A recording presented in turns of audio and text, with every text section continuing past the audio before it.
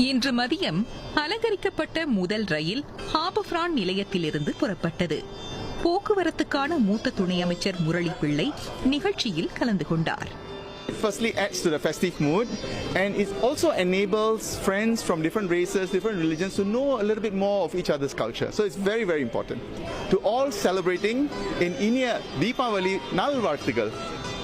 நில போக்குவரத்து ஆணையம் லிஷா எனும் லிட்டில் இந்தியா வர்த்தகர்கள் மரபுடைமை சங்கத்துடனும் இந்திய மரபுடைமை நிலையத்துடனும் இணைந்து இந்த முயற்சிக்கு கை கொடுத்துள்ளது.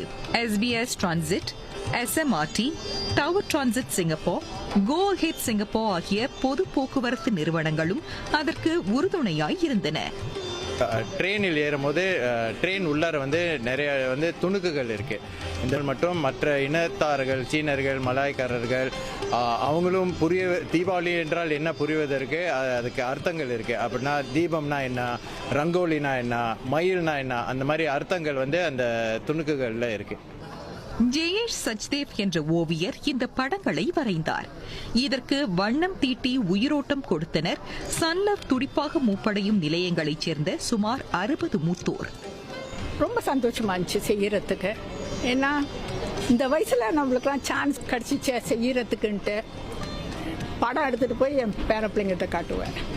நான் ரொம்ப தடவை தேக்காக்கு வந்திருக்கேன். இந்த தடவை நான் வரைஞ்ச ஓவியத்தை பார்த்து எனக்கு ரொம்ப சந்தோஷமா இருக்கு.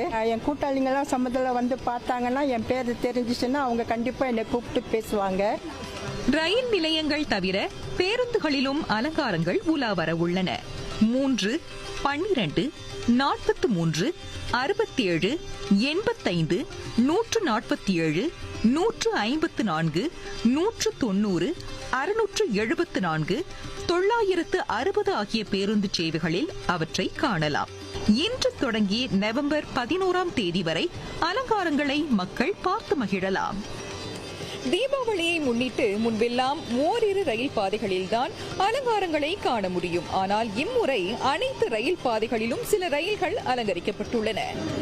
அதேபோல் இதுவரை இல்லாத எண்ணிக்கையில் இம்முறை 10 பேருந்து சேவைகள் அலங்கரிக்கப்பட்டுள்ளன. அதனால் பொது போக்குவரத்தை பயன்படுத்துவோர் இவற்றை கண்டு ரசிக்கும் வாய்ப்பும் அதிகம்.